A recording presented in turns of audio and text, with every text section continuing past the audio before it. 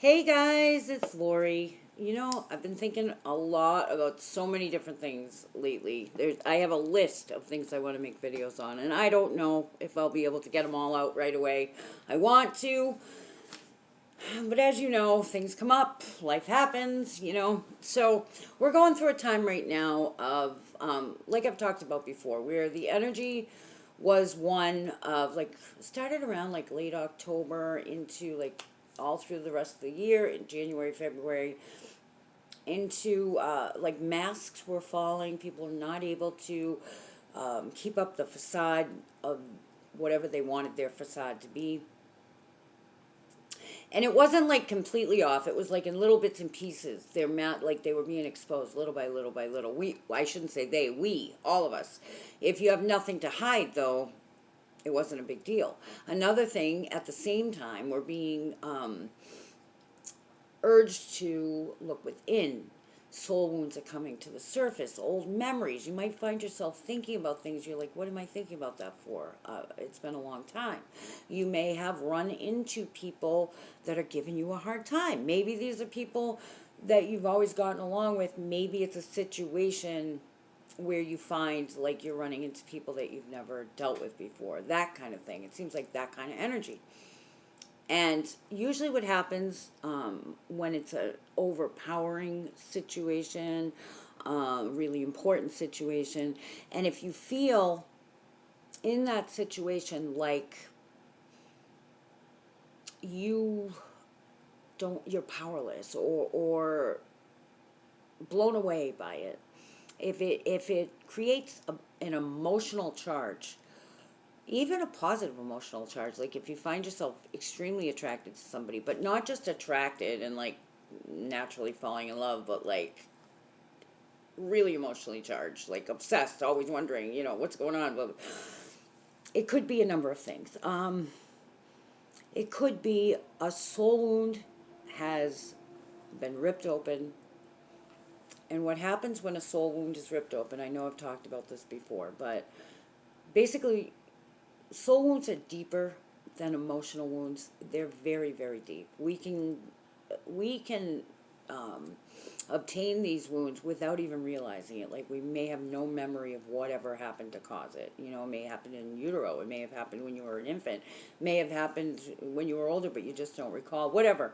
Or it may be something you do remember, but you think that you've worked through it. Many of these things we've gone to therapy or, whatever the case may be, and emotionally we feel like we're good, but they're so deep, they have created a wound that is literally a soul wound. So what happens with those is every once in a while, many times throughout our lives, we don't even know they exist.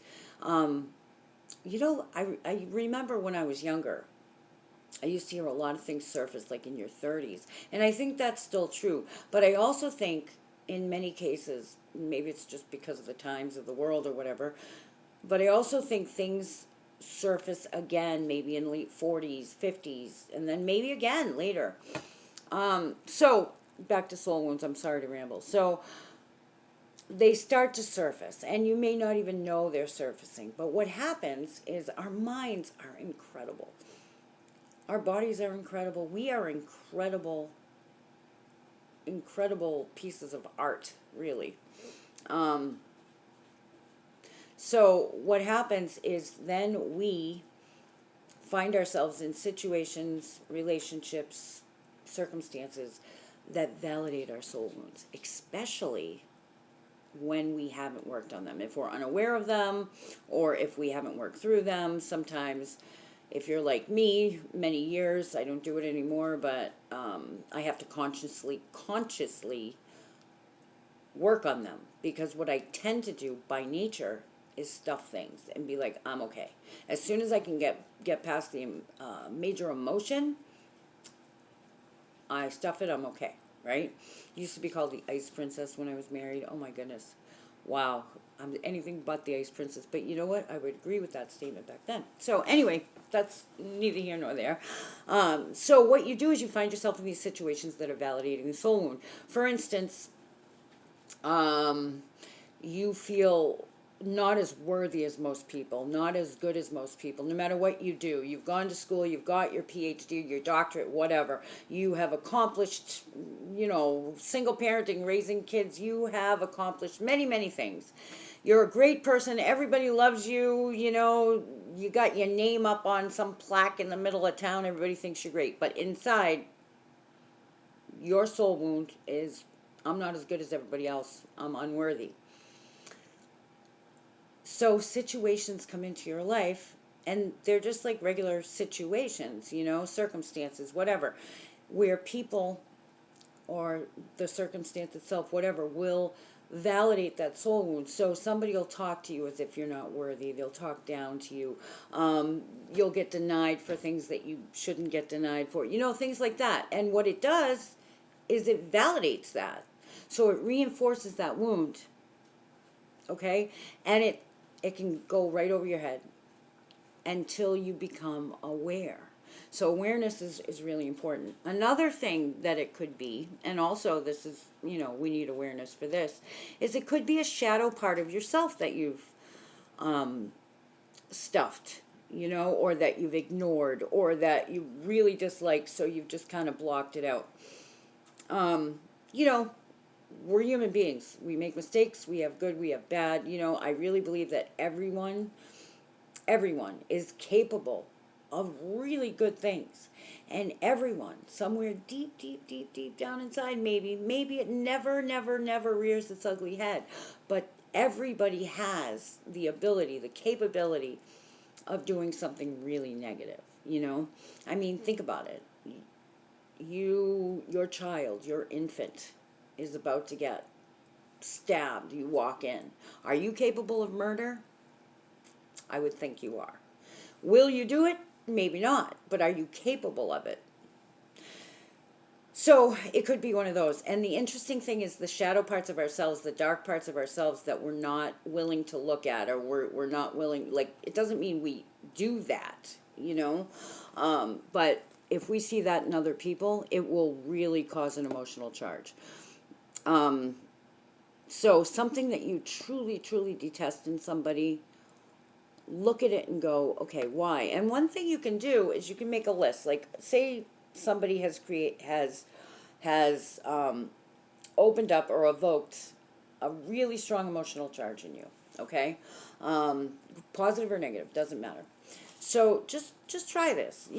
Write a list of what it is about that person that causes these emotional charges, good or bad. And the person's never going to see the list, so whatever, just write it down, good or bad. Like, if it's somebody that you're like in a positive way, but they really evoke a charge, I'm not saying you just like this person, or the opposite, right? Write down the characteristics, and sit there and have an imaginary conversation with this person. This is kind of interesting. You can ask them these questions. Like, go just quietly, and you're really talking to spirit. You're really talking to your higher self. And when you're in that state, just be open, okay? Don't go, nope, I asked and I didn't get anything. Just kind of put it out there, these simple questions. Now, you got their list of characteristics, right? If they're hurting you, or even if they're not, if it's positive, why are you doing this to me? Are you trying to show me something? Do you want something from me? Are you here to teach me something? And just kind of sit on it, write whatever you get. That's why I think journaling's great. You can also, like I said, use an audio recorder. And just kind of have this dialogue, right? And what you're going to discover with this, and you may have to do it a couple times, or you may do it and nothing comes, and then you dream about it. Or the next day, you get this whole bunch of stuff. Some of these things don't happen like this. You know what I mean? So, like I said, you might get it the next day, but just don't give up on it. Don't obsess over it. Just kind of get in a place of knowing, If it's an emotional, if it's a soul wound, just the awareness of it, just the awareness of, okay, this is my soul wound, Your reactions are going to change to that person. The emotional charge is going to either diminish completely or quite a bit until it is gone completely. Just knowing, look, this is my wound. I don't really deserve this. This person is basically an actor in my play, showing me something pronounced, right? Same thing if it's a shadow aspect of yourself. Now, if you find out and you go, for instance, I can say this for sure, like a control freak. I'm thinking of one person that I met that's a super, super control freak. She's got other issues too, but she's a super control freak. And talking about an emotional charge, you know, I had to literally like bite my tongue, right? And I'm thinking, why is this bothering me so much? Well, I didn't have to go through this whole process because I guess it's a shadow aspect of myself, but it's something that I've long ago admitted and worked with. I too tend to be a control freak. Now, I have worked on that years ago. Wow, I was bad, bad, bad. I've worked on it. I can catch myself now, and I can go, whoa, knock it off, Lori. Not, you know, because the more you don't, you know, you can discover these things about yourself. Admitting them is the first part, because if you throw your ego away, because it's your ego that doesn't want to admit this stuff. Really, your spirit is fine with admitting it. Your spirit is fine with working and integrating everything about you to make you the best you that you can be, the best spiritual growth, you know, raising your vibration, all of that. Your ego is the one that says, no, I'm right. No, I'm not a control freak. Or even if I am, it's because blah, blah, blah. I did that when I first acknowledged the control freak. I said, well, I had to. I was raising kids by myself.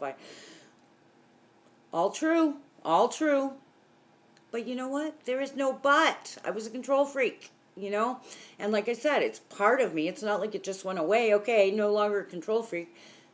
But now I can catch myself and I can take a step back. When I see another person that's a control freak, I can take a step back and let them have that control, you know? Without a problem, without an issue to me. You know what I'm saying? And I don't get that emotional charge over that anymore. I mean, if it's somebody I'm working with, I can point it out and I can tell them, hey, got it, I understand completely, and help them through it. But if it's not, you know, somebody I'm working with, I can just kind of step back and go, okay, with no emotional charge. Now, there are going to be people that do horrible things to you, and of course it's going to be upsetting. That's not what I'm talking about. If somebody upsets you because they did something horrible, that's not necessarily an emotional charge. I'm talking about something that gets your goat, you know? Just recently, I was absolutely, the vitriol was horrible, attacked for zero reason. This person who literally, it was gross, it was bogus, you know? In all my relationships, and, you know, I've been in abusive relationships, I can honestly say I don't believe I've ever been spoken to that way. Not without reason, you know? Anyway, and then within moments, seconds, not even a minute, went directly into, I'm so sorry. It was like almost freaky, like, okay, I think I might be dealing with a psychopath.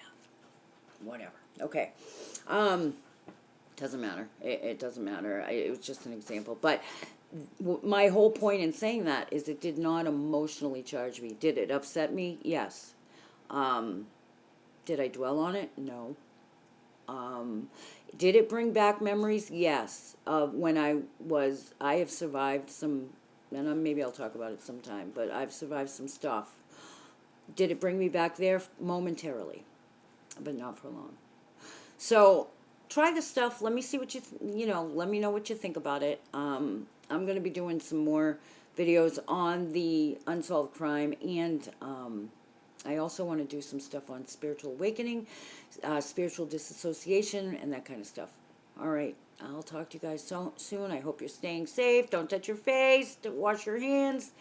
As I've probably touched my face 500 times in this video because I am a picker. Anyway, I think I'm safe. All right. I hope you guys are well. Really, stay safe. Be good to each other. Reach out to each other. And I will talk to you soon.